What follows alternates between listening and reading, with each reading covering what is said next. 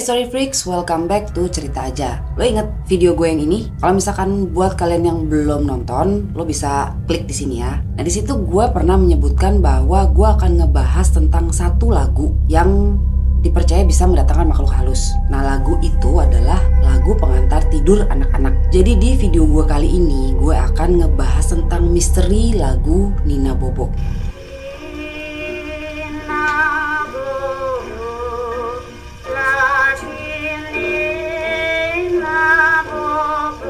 Gak tahu kenapa emang dari dulu kalau gue denger lagu ini tuh gue selalu ngerasa kayak gak enak gitu.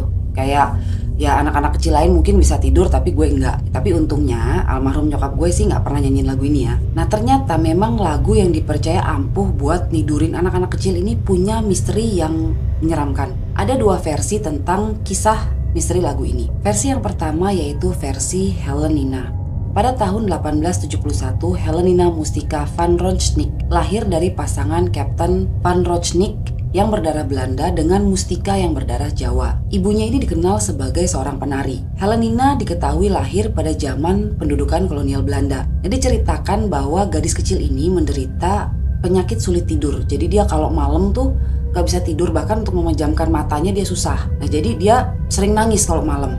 Kemudian agar sang anak ini mau tidur, akhirnya ibunya ini selalu menyanyikan tembang Jawa, jadi bersenandung gitulah. Senandung dari ibunya ini lama-kelamaan menjadi kebiasaan.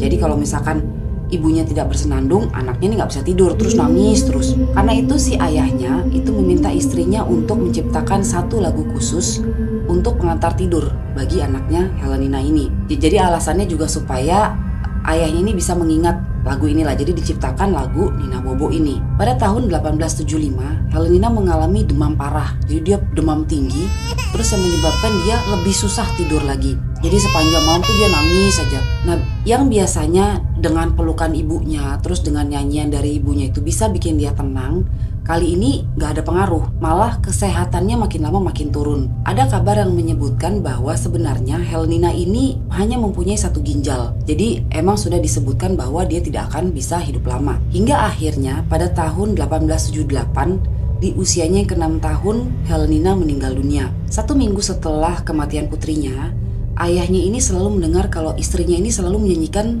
lagu Nina Bobo di kamar mandi. Waktu dia bertanya pada istrinya hanya menjawab kalau dia sering sekali mendengar tangisan anaknya di kamar mandi. Jadi dia otomatis dia harus menyanyikan lagu ini untuk menenangkan anaknya tersebut. Jadi si ibunya ini nih benar-benar terpukul, dia tidak bisa menerima kematian putrinya. Terus dia sampai mengalami depresi. Nah jadi setiap malam ibunya ini terus-menerus menyanyikan lagu Nina Bobo. Sampai akhirnya tahun 1929 ibunya ini meninggal dunia. Sejak kematian istrinya, Kapten van Ronsnick yang tinggal sendiri di rumahnya selalu mendengar tangisan anak kecil setiap malam. Tapi hal ini nggak digubris sama dia, jadi dia cuekin aja gitu. Ada suara-suara itu dia ya diem-diem aja gitu. Nah sampai pada satu malam, waktu dia lagi tidur tuh sayup-sayup terdengar tangisan suara anak kecil. Nah seperti biasa, ya dia cuekin, dia tidak menggubris. Pada akhirnya ada satu peristiwa yang menyebabkan dia memutuskan untuk menyanyikan lagu ini setiap malam. Jadi waktu dia lagi tidur, dia dengar tangisan anak kecil dan dia tidak gubris. Tiba-tiba ada yang pegang tangan dia. Jadi kayak tangan anak kecil itu megang tangan dia. Terus dia denger jelas banget di telinganya, itu ada anak kecil yang berkata, Papa kok gak pernah nyanyiin lagu ini buat aku?" Dan itu suara anaknya. Jadi di situ dia bangun, dia langsung menyanyikan lagu Nina Bobo itu. Nah itulah yang menyebabkan setiap malam si ayahnya ini terus juga menyanyikan lagu Nina Bobo sampai akhir hayatnya. Ada mitos yang mengerikan tentang lagu ini. Jadi konon dikatakan bahwa apabila ada seorang ibu yang menyanyikan lagu ini untuk anaknya, nanti waktu anaknya tertidur dan ibunya ini meninggalkan anaknya sendirian di kamar, arwah dari Helenina ini akan datang, terus dia akan meninabobokan lagi anak tersebut. Dan dia akan memastikan bahwa anak itu akan tertidur pulas selamanya. Versi kedua yaitu versi Nina Mitch. Namanya sama-sama Nina, cuman ini beda ya. Jadi diceritakan pada zaman dulu tuh ada sebuah keluarga musisi Belanda yang sedang mengembangkan karirnya di Indonesia. Nah keluarga ini mempunyai seorang anak perempuan yang bernama Nina Mitch. Pada satu malam tuh tiba-tiba hujan deras terus petir gitu. Nah si Nina ini tuh kayak orang kesurupan, dia teriak-teriak gitu. Terus bahkan ada satu saat kayak badannya kayak meliuk-liuk, kayak lentur banget gitu deh. Terus dia teriak-teriak, terus berlaku kayak seolah-olah itu bukan dia gitu. Karena kejadian ini terjadi setiap malam, akhirnya ayah dan ibunya memutuskan untuk mengurung Nina. Jadi dia dikurung di kerangkengan gitu. Tapi ada versi lain yang mengatakan bahwa Nina ini dipasung. Keputusan ayah dan ibunya ini sebenarnya itu untuk melindungi putrinya sendiri, supaya dia tidak menyakiti dirinya sendiri dan juga tidak menyakiti orang lain. Karena emang perilakunya ya serem gitu pada saat itu. Akhirnya mungkin karena nggak kuat dengan kejadian yang terus terjadi setiap malam ini, si ayahnya ini pulang ke Belanda, tapi dia meninggalkan istrinya dan Nina di Indonesia. Lambat laun si pelayan-pelayannya juga mulai meninggalkan rumah tersebut. Jadi tinggal sisa ibu sama si Ninanya aja kan. Nah ibunya ini emang bener-bener yang dia urus banget gitu. Terus dia juga mendoakan Nina nih agar disembuhin dari penyakitnya yang sebenarnya nggak jelas tuh penyakit apa. Satu malam Nina ini berhenti ngamuk, terus mulai berlaku tenang. Jadi dia kayak balik lagi kayak Nina yang dulu gitu. Nah si ibunya ini kan dengerin dari luar tuh, dia pikir kok nggak ada suara-suara, nggak ada yang biasanya Nina nih teriak-teriak apa segala macem.